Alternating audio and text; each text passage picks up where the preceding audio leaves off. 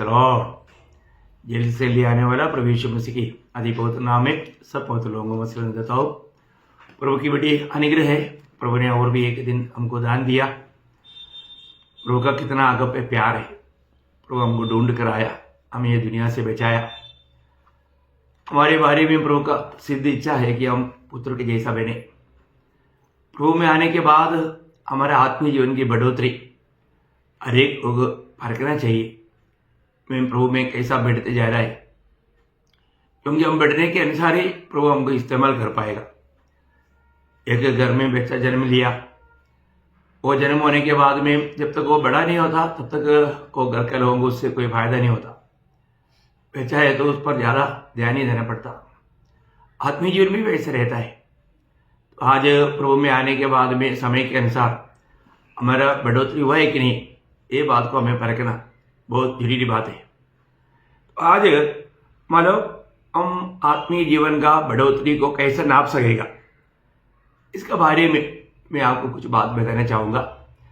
हमारा आत्मीय जीवन का बढ़ोतरी कितना हमने मसीह को जीता उसके ऊपर है। यीशु मसीह को मैं कितना जीत पाया। आज भी मैंने कहां तक मैं मसीह को जीत पाया, ये हमें परखना है। वो कैसा है ये मैं आपको वचन के द्वारा समझाना चाहूँगा। बहुत अनोखा बात है, क्योंकि पहला मसीह में आने से पहले का जीवन में और हमारा मसीह में आने के बाद के जीवन में बहुत अंतर है। इसलिए हमारा प्रेषित पौलुस अपने जीवन में आत्मीय जीवन का खुद का बढ़ोतरी का एक सुंदर अवस्था वो बताने वाला एक भाग है। फिलिपियो उसका 3 अध्याय का 4 से 9 तक का वचन हम उसको सुनेंगे। फिलिपियो 3 अध्याय का 4 से 9। पर मैं तो शरीर पर भी भरोसा रख सकता हूँ। यदि किसी और को शरीर पर भरोसा रखने का विचार हो तो मैं उससे भी बढ़कर रख सकता हूँ। 8वें दिन मेरा खतना हुआ। इसराइल के वंश और बिन्यामीन के गोत्र का हो, इब्रानियों का इब्री हो। व्यवस्था के विषय में यदि कहो तो फरीसी हो, उत्साह के विषय में यदि कहो तो कलीसिया का सताने वाला, और व्यवस्था के धार्मिकता के विषय में यदि कहो तो निर्दोष था। परंतु जो जो बातें मेरे लाभ की थी उन्हीं को मैंने मसीह के कारण हानि समझ लिया है। वरन मैं अपने प्रभु मसीह यीशु की पहचान की उत्तमता के कारण सब बातों को हानि समझता हूँ, जिसके कारण मैंने सब वस्तुओं की हानि उठाई और उन्हें कूड़ा समझता हूँ, जिससे मैं मसीह को प्राप्त करूँ और उसमें पाया जाऊँ, न कि अपनी उस धार्मिकता के साथ जो व्यवस्था से है, वरन उस धार्मिकता के साथ जो मसीह पर विश्वास करने के कारण है और परमेश्वर की ओर से विश्वास करने पर मिलती है। बहुत अनोखा बात है। ये वचन वाला एक्चुअली बहुत ध्यान करके हमें सीखना चाहिए प्रियो, क्योंकि उसका 4 से 6 तक का वचनों में वो अपना पुराना जीवन की धार्मिकता का अवस्था उसका बारे में बताया। व्यवस्था के संबंध में वो निर्दोष बोलता है, लेकिन तभी भी वो प्रभु का दृष्टि में गुनाहगार है, पापी है। उसका उस धार्मिकता के साथ वो कभी स्वर्ग में नहीं जा सकता। लेकिन अभी उसको प्रभु यीशु मसीह मिल गया, प्रभु का अनुग्रह से उद्धार हुआ, तब वो बोलता है कि अभी उस व्यवस्था की धार्मिकता के द्वारा नहीं, मसीह पर विश्वास करने के द्वारा मिलने वाला वो धार्मिकता, और वो धार्मिकता में रह करके मसीह को प्राप्त करने की खोज में है। उसके लिए उनको दुनिया के लाभ की बातें उसको कूड़ा और कचरा समझना पड़ा। एक व्यक्ति का आत्मिक जीवन का बढ़ोतरी हम कहां तक मसीह को जीत पाया। जो व्यक्ति मसीह को जीत पाता है ना, उसको ये दुनिया और दुनिया के लाभ की बात एकदम कूड़ा कचरा ही लगता। पर तो आज भी कितने लोग हैं मसीह से बढ़कर के दुनिया को चाहता। वे लोग अपना ये मूल्यवान समय आनंदता का उस दर्शन में मसीह को प्राप्त करने के लिए लगाना चाहिए, लेकिन सबको ये बात समझेगा भी नहीं। ये एक बड़ा प्रभु का अनुग्रह है। मैं आपको बताना चाहता हूं, आज हमने जो प्रभु के खातिर जो भी त्यागा, हमारा सच्चा भविष्य की संपत्ति हुई है। जो भी हमने प्रभु यीशु मसीह के खातिर हमने जो भी त्याग किया, वो वास्तव में हमें अनंत काल में बहुत बड़ा प्रतिफल में बदल करके हमें मिलने वाला है। एक्चुअली हमें नष्ट नहीं हुआ, एक्चुअली वही हमारा जीत हुआ। ये बात का प्रकाश भी प्रभु की आत्मा जब देगा, वो व्यक्ति को ये दुनिया का कितना भी अच्छे बात हो प्रभु के खातिर नष्ट करने के लिए या छोड़ने के लिए, त्यागने के लिए उसको कुछ दिक्कत नहीं पड़ता। तो हमको ये बात को जानना, मैं मसीह को जीतूं, मैं मसीह में पाया जाऊं, ये एक व्यक्ति का सबसे उदार पाया के व्यक्ति का सबसे बड़ा इच्छा यही होना चाहिए। वही व्यक्ति है बराबर प्रभु में बढ़ने वाला व्यक्ति, क्योंकि उससे बढ़कर के अच्छा बात कुछ भी नहीं। तो एक व्यक्ति जब मसीह को जीने का, मैं अभी मसीह में है, मैं मसीह को जीता है कि नहीं, उसका सबसे बड़ा चिन्ह क्या है वो मैं आपको बताऊं। बहुत अद्भुत बात है। जब फिलिपियों का पत्री 4 अध्याय उसका 5 वचन में प्रभु मतलब पौलुस कहता है, फिलिपियों 4 का 5, तुम्हारी कोमलता सब मनुष्य पर प्रकट हो, प्रभु निकट है। हाँ, मतलब हमारे जीवन में जब हम मसीह को जीता है तो मसीह की कोमलता हम पर प्रकट हो जाएगा। प्रभु यीशु मसीह बहुत कोमल था या नम्र और दीन था, है ना। ये बहुत बड़ी बात है। हमारे जीवन में हम मसीह में आकर के बढ़ने के अनुसार हमारे जीवन में हम नम्र और दीन बनते जाएगा, एकदम कोमलता। ये बहुत, जब माना 2 कोरिन्थी उसका 10 अध्याय उसका पहला वचन, 2 कोरिन्थी उसका 10 अध्याय उसका पहला वचन, मैं वही पौलुस हूँ जो तुम्हारे सामने दीन हूँ, परंतु पीठ पीछे तुम्हारी ओर साहस करता हूँ। तुमको मसीह की नम्रता और कोमलता के कारण समझाता हूँ। मसीह की नम्रता और कोमलता के कारण मैं समझाता हूँ। मसीह की नम्रता और कोमलता, इस मतलब नम्रता या इस कोमलता में क्या क्या है, उसमें मसीह का प्रेम है, मसीह की क्षमा है, दया है, नम्रता है और दीनता है, और दूसरों के लिए जो प्रभु का प्रबंध है, ये सब इसके अंदर आता है, ये कोमल स्वभाव में।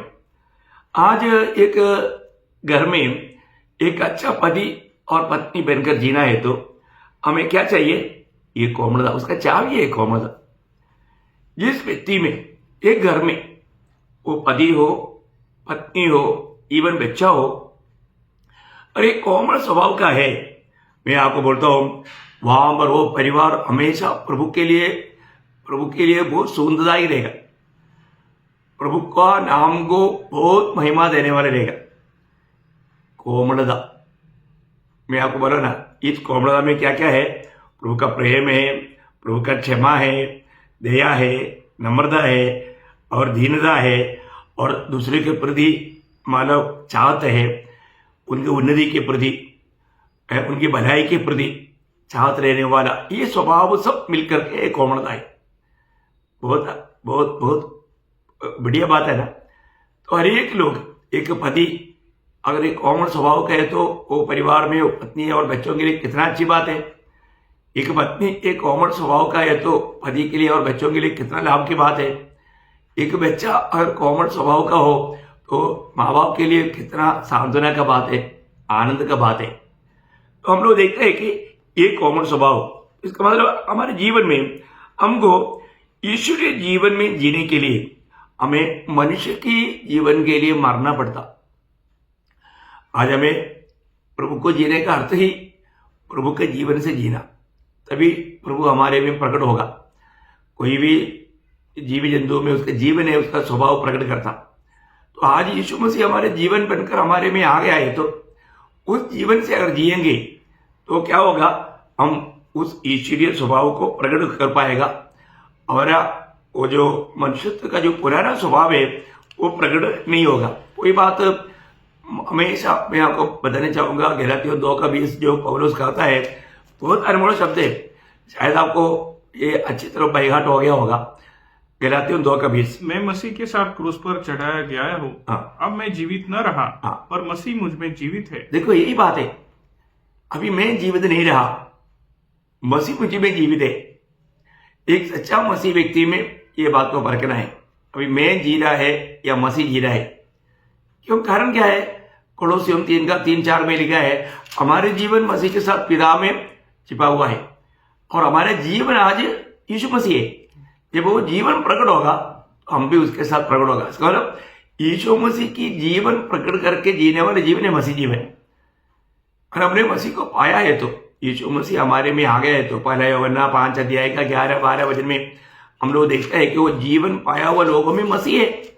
मसीह हमारे में है तो जीवन है, वो जीवन है तो हमें जीवन से जीना चाहिए। पहला यूहन्ना 5 अध्याय 11-12 वचन। और वह गवाही यह है हाँ। कि परमेश्वर ने हमें अनंत जीवन दिया है हाँ। और यह जीवन उसके पुत्र में है। हाँ। जिसके पास पुत्र है हाँ। उसके पास जीवन है। देखा, जिसके पास पुत्र है या प्रभु यीशु मसीह है उसके पास जीवन है। तो वो जीवन ईश्वरीय जीवन, वो जीवन से जीवन बिताने के लिए प्रभु हमको बुलाया है ना। बुढ़ागट के समय में, चेहरों को बधाने के समय में आपको याद होगा मत्ती के सुसमाचार 16 अध्याय है उसका 24 वचन में प्रभु के पीछे आने वाला चेलों को प्रभु ने क्या व्यवस्था दी आपको मालूम? तब यीशु ने अपने चेलों से कहा, हाँ। यदि कोई मेरे पीछे आना चाहे हाँ। तो अपने आप का इनकार करे, अपने आप का इनकार करे और अपना क्रूस उठाए हाँ। और मेरे पीछे हो ले। देखा, अपने आप का इनकार करना, देखो, और क्रूस उठाना और प्रभु के पीछे चलना। हमारे जीवन में अपना स्वयं हमेशा हमारे आत्मीय जीवन के लिए रुकावट है प्रियो। आज भी आपको मालूम है बहुत लोग मैं पर में आ जाता, मैं करूंगा वो करूंगा, मतलब प्रभु में उनका आश्रय नहीं, प्रभु का जीवन से जीने का अर्थ उन्होंने नहीं जाना। आज हमें कितना सावधान रहना है। प्रभु ने जो सूली पर हमारे लिए किया हुआ कामों को हमें वचन का सच्चा प्रकाश पा करके आत्मा में वो जानना और वो ध्यान में होकर के हमारे जीवन बिताना। ऐसा नहीं है तो धोखा हो जाएगा। जब प्रभु के न्यायासन के सामने हमारी जिंदगी एकदम हमने ऐसा किया वो रोना पड़ेगा। ऐसा ना हो। वचन में लिखा हुआ प्रियो, ये वचन कितना बहुमूल्य है।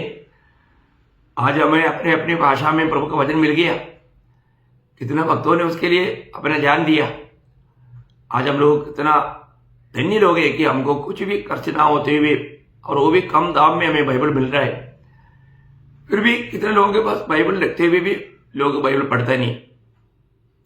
मैं आपको एक बात बताऊं, अगर आप बाइबल अपने पास होते हुए एक सच्चा आत्मीय जीवन बिताना चाहते हो, मैं आपको बोलता हूं कम से कम एक दिन 10 चैप्टर तो कम से कम पढ़ना है। उसका महत्व जानेगा तो 10 क्या उससे भी ज्यादा पढ़ेगा। आपको ऐसे बोलने की जरूरत नहीं पड़ता, क्योंकि आप समय को बिल्कुल नष्ट नहीं करेगा। रोज रोज हमें प्रभु का वचन को अधिक अधिक अधिक अधिक पढ़ करके ध्यान करना। एक प्रकार बोलेगा तो हमें पढ़ने से बढ़कर वो वचन पढ़ते वक्त वो वचन हमको पढ़ना चाहिए, वचन हमारे जीवन से गुजरना चाहिए, तभी हमारे जीवन से प्रभु का महिमा होगा। तो यहां पर मतलब हमें अपने स्वयं को रोज मतलब शून्य करना है ना। प्रभु यीशु मसीह है हमारे लिए सब बात में आदर्श। यीशु मसीह उस मनुष्य का जीवन को मारकर ईश्वरीय जीवन को प्रकट करके जीवन बिताया। यीशु मसीह ने खुद जब कहा था यूहन्ना उसका 6 अध्याय उसका 57 वचन, बहुत अनमोल वचन है। जैसा जीवित पिता ने मुझे भेजा हाँ। और मैं पिता के कारण जीवित हूँ। हाँ, मैं पिता के कारण जीवित हूँ। देखा, बहुत अनमोल बात है। पिता ने मुझको भेजा और मैं पिता के कारण जीवित हूँ। वैसा ही वह भी हाँ। जो मुझे खाएगा मेरे कारण जीवित रहेगा। देखा, जो मुझे खाएगा वो मेरे कारण जीवित रहेगा। प्रियो, वो है एक सच्चा मसीह जीवन का अवस्था। प्रभु यीशु मसीह पर विश्वास करने वाले व्यक्ति मसीह को जीना कितना अनिवार्य है। यीशु मसीह पर विश्वास करने का अर्थ तक जाना हुआ लोग बहुत कम है। मुझे लगता है हमें प्रभु को खाने का मतलब प्रभु पर विश्वास करके अंगीकार करके मसीह को जीना, यह उसका अर्थ है।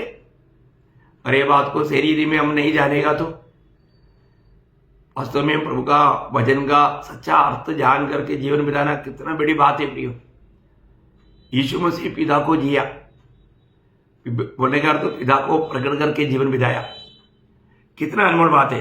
इसी प्रकार जब भी हम क्रूस की कहानी सुनाता है तो लोग उस बात को क्रूस की कथा तक कौन सुना सकता, इसमें मसीह जी रहा है वही है। पर तो ये सब लोग स्वीकारता है नहीं। जब पहला कोरिन्थी 1 अध्याय उसका 23 वचन में, पहला कोरिन्थी पहला अध्याय है उसका 23 वचन। परंतु हम तो उस क्रूस पर चढ़ाए हुए मसीह का प्रचार करते हैं, हाँ। जो यहूदियों के लिए ठोकर का कारण और अन्य जातियों के लिए मूर्खता है। देखो यहूदियों के लिए ठोकर है, अन्य जातियों के लिए मूर्खता है। इसका मतलब वास्तव में प्रभु का अनुग्रह पाया हुआ लोग, जिसको प्रभु ने अपने लिए जगत की उत्पत्ति से पहले चुना और ये वचन सुनने के समय में पवित्र आत्मा उनके जीवन में कार्य करके उसको सुनने के लिए और ध्यान करने के लिए कृपा देता, वही लोग ये वास्तव में सुन सकता। कितना अद्भुत बात है। और आपका उद्धार हुआ है तो एक हल्की बात नहीं प्रियो, प्रभु ने बहुत बड़ा कार्य हमारे जीवन में किया है। हम कितना आभार होना चाहिए प्रभु से। जो उद्धार नहीं पाया उनके लिए हम बहुत प्रार्थना भी करना, क्योंकि हमें जो मिला हुआ है अनुग्रह हमारा कोई योग्यता से नहीं, प्रभु की बड़ी करुणा दया हमारे ऊपर उंडेले के कारण हुआ। इसलिए हमें जो भी उद्धार पाया वो उसका जीवन में एक सच्चा आत्मीय जीवन बिताने का उनके अंदर भूख प्यास रहेगा। वो भूख प्यास जिसको है वो व्यक्ति को हम कैसे पहचानेगा मालूम, उसका जीवन में हमेशा हर बात में वो प्रभु को प्रथम स्थान देगा, है ना। जब पहला कोरिन्थी दूसरा अध्याय का दूसरा वचन में पौलुस अपने जीवन का लक्ष्य के बारे में बताता है, क्योंकि मैंने यह ठान लिया था कि तुम्हारे बीच यीशु मसीह वरन क्रूस पर चढ़ाए हुए मसीह को छोड़ और किसी बात को न जानो। क्या बात है प्रियो, है ना। उनकी एकमात्र लक्ष्य अभी आपको मालूम है पौलुस जैसा इतना ज्ञानी आदमी, पर तो अभी वो दुनिया की बातों को सब कूड़ा कचरा का रूप में उसने छोड़ दिया। अभी उसके एकमात्र लक्ष्य है, वो बोलता है कि अभी मेरे लिए सब कुछ यीशु मसीह है। मैंने प्रभु का एक श्रेष्ठ दास भक्त सिंह, आप लोगों ने भी सुना होगा, उन्होंने जब बाहर देश में जाकर डिग्री पाकर जब आ रहा था तब उन्होंने यीशु मसीह को पाया। प्रभु को पाने के बाद में उन्होंने जिंदगी में पाया वो डिग्री सब फाड़ कर फेंक दिया। उन्होंने बोला अभी मुझे इस दुनिया का कोई डिग्री से कुछ भी लाभ नहीं, मुझे सबसे श्रेष्ठ बात मिल गया, प्रभु यीशु मसीह मिल गया। कितना बड़ी बात है ना। आप सोचो प्रियो, यीशु मसीह मिल जाना, एक व्यक्ति के जीवन में यीशु मसीह मिल जाने से बढ़कर कुछ नहीं प्रियो। आज हमारे जीवन में यीशु मसीह हमें मिला है कि नहीं, और आज भी हम यीशु मसीह को प्राप्त करने के लक्ष्य में है कि नहीं। पौलुस बोलता है मैं मसीह को छोड़कर और मैं कुछ भी ना जानूं, मैं मसीह को जानूं, मसीह को पाऊं, मसीह में पाया जाऊं। वो कितना बड़ा इच्छा है ना। ये एक सच्चा आत्मीय जन का उनका दिल का इच्छा। आज आपका जीवन कैसा है? मैं एक बात आपको बताऊं, दुनिया में 3 प्रकार का लोग है। वचन कहता है पहला कोरिन्थी दूसरा अध्याय में, पहले बोलता है एक उसका 14 वचन में, परंतु शारीरिक देखो पहला एक ग्रुप है शारीरिक। वो लोगों का खूबी क्या है? मनुष्य परमेश्वर की आत्मा की बातें ग्रहण नहीं करता, क्योंकि वे उसकी दृष्टि में मूर्खता की बातें हैं, और न वह उन्हें जान सकता है, क्योंकि उनकी जांच आत्मिक रीति से होती है। देखा, एक शारीरिक लोग है। शारीरिक लोग, उनका बारे में बोलूं तो वो लोग आत्मिक बातों को एकदम तुच्छ समझता। आत्मिक बात बोलेगा तो वो लोग एकदम तुच्छ समझता। वो बोलते जाने दे, हमको कोई जरूरत नहीं है, क्योंकि उनमें आत्मा नहीं। बोलने का मतलब उनका आत्मा भी मरा हुआ अवस्था में है, उसको आत्मा नहीं। उनके बारे में यूदा एक शब्द बोलता है, यूदा का पत्री उसका 19 वचन पढ़ेगा तो ये शारीरिक लोगों के बारे में उड़ाकर एक बात करता है, ये वे हैं जो फूट डालते हैं, ये शारीरिक लोग हैं जिनमें आत्मा नहीं। देखा, वो भी बोलता है ये फूट डालते, समस्या खड़ा करता, इसमें आत्मा नहीं है ना, वो शारीरिक है। देखिए, ऐसा एक बहुत बड़ा एक झुंड हमारे चारों तरफ है। इवन मंडली में भी ऐसे लोग हैं, हमें बहुत सावधान रहना प्रियो।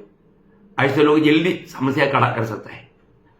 दूसरी लोग वही पहला कोरिन्थी उसका 3 अध्याय के 1 से 3 तक के वचनों में हम देखता है, हे भाइयों, मैं तुमसे इस रीति से बातें न कर सका जैसे आत्मिक लोगों से, परंतु जैसे शारीरिक लोगों से, और उनसे जो मसीह में बालक है। मैंने तुम्हें दूध पिलाया, अन्न न खिलाया, क्योंकि तुम उसको नहीं खा सकते थे, वरन अब तक भी नहीं खा सकते हो, क्योंकि अब तक शारीरिक हो, इसलिए कि जब तुम में डाह और झगड़ा है तो क्या तुम शारीरिक नहीं और क्या मनुष्य की रीति पर नहीं चलते? देखिए कितना खतरनाक चेतावनी है। अभी आप तो ये बात को जानना प्रियो है ना। प्रभु में आने के बाद जिस व्यक्ति के जीवन आत्मीय जीवन में उन्नति नहीं पाया, उनका सही बढ़ोतरी नहीं हुआ, वो लोग जरूर उद्धार पाए वो लोग हैं, लेकिन अभी भी वो शरीर के अनुसार चलता, आत्मा के अनुसार चलने के लिए उनसे होता ही नहीं।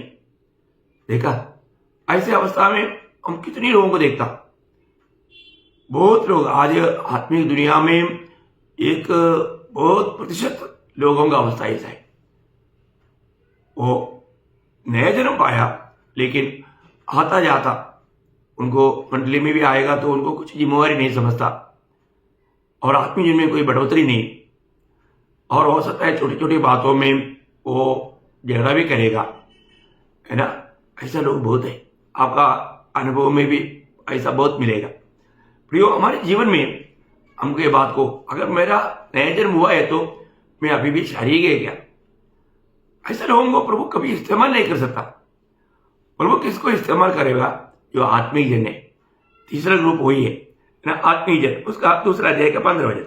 आत्मिक जन सब कुछ जांचता है परंतु वो आप किसी से जांचा नहीं जाता। देखो आत्मिक जन सब कुछ जांचता है, एक बड़ी बात है। मतलब एक आत्मिक जन हमेशा आत्मा की नियंत्रण में, आत्मा की चलाए चलने वाला अनुभव है ना। उसका 6 अध्याय का वही पहला कोरिन्थी 6 का 17 वचन। और जो प्रभु की संगति में रहता है तो उसके साथ एक आत्मा हो जाता है। ये एक आत्मिक जन का अनुभव है, वो हमेशा प्रभु का संगति चाहेगा। आज कितनी भक्तों के जीवन में संगति को बहुत तुच्छ समझता। मैं ये नहीं बोलता कि आप कोई ड्यूटी नहीं करना, जरूर करना, लेकिन आज संगति भी छोड़ करके लोग ओवर टाइम ऐसा बातों के लिए संगति को छोड़ देता है ना। अगर आपको कुछ ऐसा इमरजेंसी पड़ गया, आपको ड्यूटी जाना पड़ेगा, ड्यूटी गया, वो कोई गलती नहीं, लेकिन आप उसको आराम से टाल कर सकता है। और जो आत्मिक बातों को आपने तुच्छ जाना, ये सब अवस्था में है तो, क्योंकि ये सब स्वर्ग जानता है हम किन किन बातों को छोड़ सकता है, उनको छोड़ना ही चाहिए। और तो बहुत लोगों के जीवन में उनको आत्मिक जीवन का कुछ भी महत्व नहीं, ऐसा नहीं होना चाहिए। एक आत्मिक जन ऐसा नहीं करेगा। आत्मिक जन प्रभु की संगति के लिए मानव कुछ भी त्यागने के लिए तैयार हो जाता।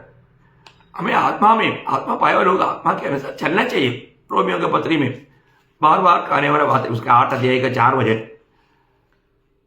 इसलिए कि व्यवस्था की विधि हम में जो शरीर के अनुसार नहीं वरन आत्मा के अनुसार चलते हैं पूरी की जाए। हाँ देखिए, आत्मा के अनुसार चलने वाला, आत्मा के अनुसार चलने वालों में निश्चय प्रभु का कार्य या प्रभु की इच्छा पूरा हो जाएगा। उसका 14 वचन। इसलिए कि जितने लोग परमेश्वर के आत्मा के चलाए चलते हैं वे ही परमेश्वर के पुत्र है। देखा, आज हम आत्मा पाया, और जो आत्मा की चलाए चलता है क्या, एक आत्मिक जन, मैं इसलिए बोला एक आत्मिक जन आत्मा की कंट्रोल में है, आत्मा का नियंत्रण में है, आत्मा उसको ले चलने वाला अनुभव चाहिए। वही बात गलातियों में भी, गलातियों 5 अध्याय का 25 वचन में भी प्रभु का दास चेतावनी देता है। मान लो गलातियों उसका 5 अध्याय उसका 25 वचन। यदि हम आत्मा के द्वारा जीवित है तो आत्मा के अनुसार चले भी। देखा, अगर हम आत्मा के अनुसार अगर हम नहीं चलता, उसको आत्मिक जन नहीं कहता प्रियो, है ना। एक सच्चा मतलब प्रभु के बाद में मैं बाइबल में सबसे अधिक प्रभु के पीछे इतना आत्मा के अगुवाई में चलने वाला महान व्यक्ति था प्रेरित पौलुस। उनके एक अनुभव प्रेरितों का 20 अध्याय में हम लोग देखते हैं। 20 अध्याय उसका 22 से 24 तक का वचनों में हम लोग देखते हैं। अब देखो, मैं आत्मा में बंधा हुआ यरूशलेम को जाता हूँ और नहीं जानता कि वहां मुझ पर क्या क्या बीतेगा। केवल यह कि पवित्र आत्मा हर नगर में गवाही दे देकर मुझसे कहता है कि बंधन और क्लेश तेरे लिए तैयार है। परंतु मैं अपने प्राण को कुछ नहीं समझता कि उसे प्रिय जानूं, वरन यह कि मैं अपनी दौड़ को और उस सेवा को पूरी करूं जो मैंने परमेश्वर के अनुग्रह के सुसमाचार पर गवाही देने के लिए प्रभु यीशु से पाई है। देखिए, प्रभु से पाया हुआ जिम्मेवारी निभाने के लिए आत्मा की कंट्रोल में, आत्मा की नियंत्रण में वो यरूशलेम की ओर बढ़ रहा है। जबकि उसको कई बार कई पुरुषोत्तम के द्वारा भी ये गवाही मिल चुका है कि वहां पर वो कैदी हो जाएगा, जेल जाएगा, बंदीगृह जाएगा, सताया जाएगा। ये सारे चेतावनी मिलने पर भी और उस ऐसे बातों में डर करके अपने यात्रा को कैंसिल नहीं किया।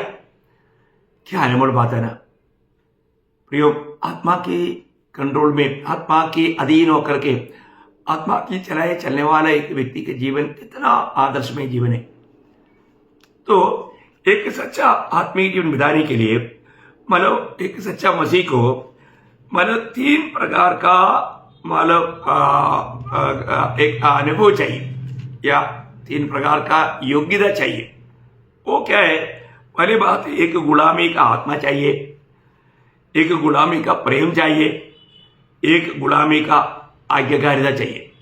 फिर से मैं एक बात बताना चाहता हूं, एक सच्चा मसीह जीवन बिताने के लिए, एक आत्मिक जीवन बिताने के लिए एक भक्त के जीवन में एक गुलामी की आत्मा चाहिए, एक गुलामी का प्रेम चाहिए, एक गुलाम का आज्ञाकारिता भी चाहिए। गुलाम शब्द बाइबल में, हमारा मलयालम बाइबल में या हिंदी बाइबल में इतना नहीं आया, दास दास करके लिखा, लेकिन वहां पर अधिकतर जगहों में गुलाम डूलोस करके शब्द है।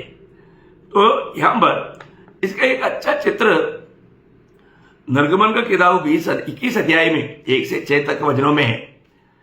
एक इब्रानी व्यक्ति अगर किसी प्रकार गुलामी की अवस्था में आ गया तो 7वां साल में उनको मानव फ्री छोड़ना चाहिए। उस समय की अवस्था के बारे में एक बहुत बड़ा वर्णन वहां पर दिया है। मैं शॉर्ट में उसको जल्दी आपको पढ़कर सुनाएंगे, ज्यादा ऐसे बात तो विस्तार से बोलने के लिए अपने पास अभी टाइम नहीं। 21 का 1 से 6। फिर जो नियम तुझे उनको समझाने हैं वे यह है, जब तुम कोई इब्री दास मोल लो तब वह 6 वर्ष तक सेवा करता रहे और 7वें वर्ष स्वतंत्र होकर सेंत में चला जाए। यदि वह अकेला आया हो तो अकेला ही चला जाए, और यदि पत्नी सहित आया हो तो उसके साथ उसकी पत्नी भी चली जाए। यदि उसके साथ उसके स्वामी ने उसको पत्नी दी हो और उससे उसके बेटे और बेटियां उत्पन्न हुई हो तो उसकी पत्नी और बालक उस स्वामी के ही रहे और वह अकेला चला जाए। परंतु यदि वह दास दृढ़ता से कहे, मैं अपने स्वामी और अपने पत्नी और अपने बालकों से प्रेम रखता हूँ, इसलिए मैं स्वतंत्र होकर नहीं जाऊंगा, तो उसका स्वामी उसको परमेश्वर के पास ले चले, फिर उसको द्वार के किवाड़ या बाजू के पास ले जाकर उसके कान में सुतारी से छेद करे, तब वह सदा उसकी सेवा करता रहे। देखा, ये एक अच्छा मसीह जीवन का चित्र है। एक्चुअली ये आप लोगों को मालूम होगा, नहीं तो इसको विस्तार से हमें जानना चाहिए। तो अभी ये गुलाम व्यक्ति अगर अकेला आ गया तो अकेला जा सकता है 7वां साल, उनको फ्री छोड़ना ही है। अगर वो अपने पत्नी के साथ आए तो वो पत्नी के साथ भी जा सकता, परंतु स्वामी ने उसको पत्नी दिया, वो जवान होकर के आया था, तो वो जाने के समय में उसका पत्नी और उनको अगर बच्चा हुआ है तो बच्चों को स्वामी के लिए छोड़ कर जाना पड़ेगा। लेकिन यहां पर हम देखते हैं वो गुलाम बोलता है, स्वामी मैं आपसे भी प्यार करता हूं, मेरे पत्नी से भी और मेरे बच्चों से भी। ये बात कहने वाला वो दास, उसको वो स्वामी क्या करता, वो प्रभु की उपस्थिति में ले जा करके उसका हाथ छेदता। प्रियो, एक अनमोल बात है। वो दास का सेवा अभी हमेशा प्रेम की सेवा है और एकदम आज्ञाकारिता का सेवा है। ये और कोई मजबूरी में नहीं, सिर्फ प्रेम में विवेश होकर के। बहुत अनोखा बात है। अगर वो 7वां साल में स्वामी क्या बोलता ना, स्वामी उसको लेकर के गेट के पास ले जाता और गेट के बाहर उसको निकाल देता और उसको बोलता, देख आज से तू आजाद है, तू जा सकता है। तब वो क्या देखता, अपनी प्रिय पत्नी और बच्चे तो नादान है, उसको कुछ भी नहीं समझता, छोटा बच्चे है ना, वो शायद बाहर खेल रहे हैं, उनका दिल टूट जाता। उसका पत्नी उसको देख करके उसका चेहरा आप देख सकते हैं, कैसे चेहरा रहेगा, एक तो बहुत दुखदायी चेहरा रहेगा, बहुत दुखदायी चेहरा रहेगा। तो वो देख करके ये व्यक्ति को तरस आता, क्योंकि शायद उसका पत्नी रो रहा होगा, है ना। तब वो दास को बोलता है, नहीं स्वामी, मैं तेरा गुलाम होकर के मैं जीऊंगा, क्योंकि मैं तुझसे और मेरी पत्नी से, मेरी बच्चों से मैं प्यार करता हूँ। कितना अनमोल बात है। एक बात को जानना, ये सच्चा मसीह जीवन, हम प्रभु से भी प्यार करना और मंडली से भी प्यार करना। हमें प्रभु ने दिया हुआ सब प्रभु का है, ये जान करके उस प्यार में एक गुलामी आत्मा और गुलामी का आज्ञाकारिता। आपको मालूम है, गुलाम व्यक्ति कभी भी उसका जीवन का एकमात्र लक्ष्य स्वामी का आनंद है। उसके लिए वो जीवन बिताने के लिए हमेशा तैयार रहता। गुलामी के समय के बारे में वो चरित्र पढ़ने वाला लोगों को मालूम है कितना गहरा अनुभव है। तो वो अनुभव आज हमारा होना, तभी वो एक सच्चा आत्मिक जन बन करके मतलब प्रभु को महिमा देने वाले एक जीवन को बिता पाएगा। आजकल का मसीह लोगों को ये बातें बताएगा तो उनको समझना तक बहुत कठिन है, लेकिन ये समझना और उस प्रकार एक जीवन बिताना बहुत ही अनिवार्य बात है। तो यहाँ पर प्रेषित पौलुस का आने वाले एक शब्द में आपको याद दिलाना चाहूंगा। यह अनुभव को मान करके या जान करके वो बोल रहे हैं दूसरा कोरिन्थी 4 अध्याय का 5 वचन में पौलुस का आने वाला ये शब्द बहुत अनमोल शब्द है। क्योंकि हम अपने को नहीं परंतु मसीह यीशु को प्रचार करते हैं कि वह प्रभु है, और अपने विषय में यह कहते हैं कि हम यीशु के कारण तुम्हारे सेवक है। देखा, वहां पर जो सेवक जो बताया, वहां पर हम तुम्हारा गुलाम है। गुलाम शब्द आना चाहिए, हम तुम्हारा गुलाम है। एक गुलाम होकर के प्रभु का सेवा करना, ये कितना अनमोल बात है। और एक्चुअली प्रभु ने जो सिखाया, यीशु मसीह ने जो सिखाया, सही वो बात का अनुभव में जीने के लिए प्रभु ने अपने चेलों को सिखाया। आपको याद दिलाऊं, जब मत्ती के सुसमाचार उसका 20 अध्याय 26-27 वचन में आप पढ़ेगा तो आपको ये चित्र प्रभु ने जो बताया सिखाया वो बात आपको मालूम पड़ेगा। परंतु तुम में ऐसा नहीं होगा, परंतु जो कोई तुम में बड़ा होना चाहे वो तुम्हारा सेवक बने, और जो तुम में प्रधान होना चाहे वो तुम्हारा दास बने। देखा, मतलब वहां पर भी जो दास जो बोला हुआ शब्द गुलाम शब्द है। ओरिजिनल भाषा में मतलब आपको मालूम है, जो नया नेम लिखा ग्रीक भाषा में, तो उसमें डूलोस या गुलाम वो शब्द है। तो मैं आपको ये बात बताना चाहता हूं, प्रभु बोलता है कि तुम सबका गुलाम होकर के जीवन बिताएगा, उस आने वाला भविष्य में आपको बहुत बड़ा एक स्वामी का पद मिलेगा। हमेशा हमारे छोटा सा जीवन में अनंतता का दर्शन में जीवन बिताना वही एक आत्मीय व्यक्ति का जिम्मेवारी है। और यीशु मसीह स्वयं हमें उस प्रकार का जीवन बिताया। उसका अगला शब्द में उसका 20 अध्याय का मत्ती 20 का 28 में, जैसे कि मनुष्य का पुत्र वह इसलिए नहीं आया कि उसकी सेवा टहल की जाए, परंतु इसलिए आया कि आप सेवा टहल करें और बहुतों की छुड़ौती के लिए अपने प्राण दे। देखा, प्रभु ने आपको मालूम है एक गुलाम का रूप में यीशु मसीह ने अपने चेलों का पाँव धोया। उस समय में पाँव धोने वाला अधिकतर यहूदी लोगों के घर में जो गुलाम है, गुलाम लोग आकर धोते थे। यीशु मसीह अपने चेलों का पाँव धोया। और आज्ञाकारिता में फिलिपियों 2 अध्याय का 8 वचन, जबकि यहां तक आज्ञाकारिता में रहा सूली की मृत्यु भी एक्चुअली उन दिनों में गुलाम लोगों को देने वाला एक बहुत बड़ा सजा था। वो भी प्रभु को मिला, नहीं तो इतना भयानक क्रूर कृत्य करने वाले लोगों को देने वाला मतलब सजा था। आप देखो प्रियो, हमारे यीशु मसीह हमारे लिए कहां तक बन गया, ये बात हमें समझना चाहिए। तो इसलिए मतलब जो छुटकारा पाया वो लोग, ये एक महत्वपूर्ण सच्चाई को समझना, मैं ये बात भी बोलकर आज का संदेश समाप्त करूंगा, क्योंकि ये बहुत खास बात है। एक्चुअली बहुत देर लेकर के बड़ी आराम से समझाने वाली बात है, लेकिन मैं आशा करता हूं आप सुनने वाला ये बात को समझ पा रहा है। अगर हम कहता है हमने छुटकारा पाया या हमने उद्धार पाया, तो हमारा उद्धार कैसे हुआ, हमारा छुटकारा कैसे हुआ? पहला पत्रोस 1 अध्याय का 18-19 वचन में हम पढ़ता है हमारा छुटकारा हमारा सोना चांदी से नहीं हुआ, क्योंकि तुम जानते हो कि तुम्हारा निकम्मा चाल चलन जो बाप दादाओं से चला आता है, उससे तुम्हारा छुटकारा चांदी सोने अर्थात नाशवान वस्तुओं के द्वारा नहीं हुआ, पर निर्दोष और निष्कलंक मेमने अर्थात मसीह के बहुमूल्य लहू से हुआ है।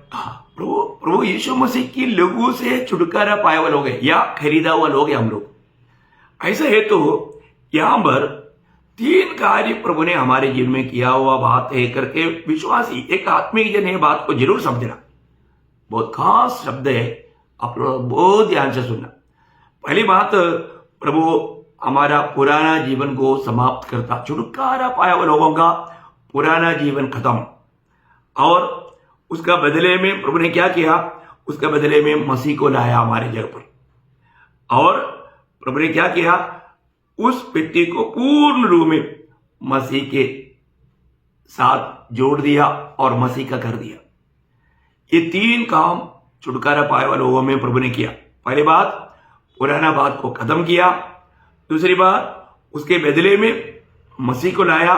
और तीसरी बात, हमें पूर्ण रूप में परमेश्वर का बना दिया। बहुत गहरी बात है। उसको मैं थोड़ा वचनों में ऐसा बताएगा तो 2 कुरिन्थी 5 अध्याय का 17 वचन में हम पढ़ता है। आपको सबको मालूम कि हमारा जो कोई मसीह यीशु में है नया सृष्टि है। पुराना बातें बीत गई है, बीत गया, देखो सब बातें नई हो गई। देखा, इसका मतलब क्या है कि वो पुराना बात खत्म कर दिया, मसीह में आ गया तो पुराना बात खत्म किया। फिर क्या हुआ, उसके बदले में प्रभु को लाया, या प्रभु जीने वाला अनुभव लाया, है ना। 2 कुरिन्थी 5 अध्याय 14-15 वचन में हम लोग वो बात को देखता, क्योंकि मसीह का प्रेम हमें विवेश कर देता है, इसलिए कि हम ये समझते हैं कि जब एक सबके लिए मरा तो सब मर गए, और वह इस निमित्त सबके लिए मरा कि जो जीवित हैं वे आगे को अपने लिए न जिए। देखा, आगे को अपने लिए ना जिए, परंतु उसके लिए जो उनके लिए मरा। देखा, हमारे बदले में यीशु मसीह मरा है तो हमारे जगह में अभी किसको लाया, मसीह को लाया। ये समझना, एक मतलब उस बात को खत्म कर दिया, दूसरा हमारे बदले में उस स्थान में मसीह को लाया, तीसरा हमें मसीह में रहेगा। वही 1 कुरिन्थी 1 अध्याय का 30 वचन। ये सब बात तो बहुत अनमोल शब्द है, बहुत अनमोल बात है। एक आत्मिक जन ये बात को जान करके जीवन बिताएगा। परंतु उसी की ओर से तुम मसीह यीशु में हो, जो परमेश्वर की ओर से हमारे लिए ज्ञान ठहरा, अर्थात धर्म और पवित्रता और छुटकारा। इतना बड़ी बात है, मतलब यीशु मसीह में आज पूर्ण रूप में मसीह को जीने वाले एक अनुभव में कर दिया प्रभु ने। यह अनुभव हरेक बहुत लोग समझना चाहिए और उसके योग्य जीवन बिताना चाहिए। इसका मतलब हमारे जीवन में ये सब आत्मीय जीवन की बढ़ोतरी हुआ तभी ये सारी बात को समझ पाएगा, समझदारी के जीवन। तो मैं आशा करता हूं आप एक सच्चा मसीह होकर के मसीह को जिए। हम मतलब सिर्फ मसीह को जानकर जीना इतना ही नहीं, मसीह को जीना और हर प्रकार हम मसीह का रहे। तो प्रभु वचनों के द्वारा आप सबको बहुत आशीष दे, प्रभु को महिमा मिले। आमीन।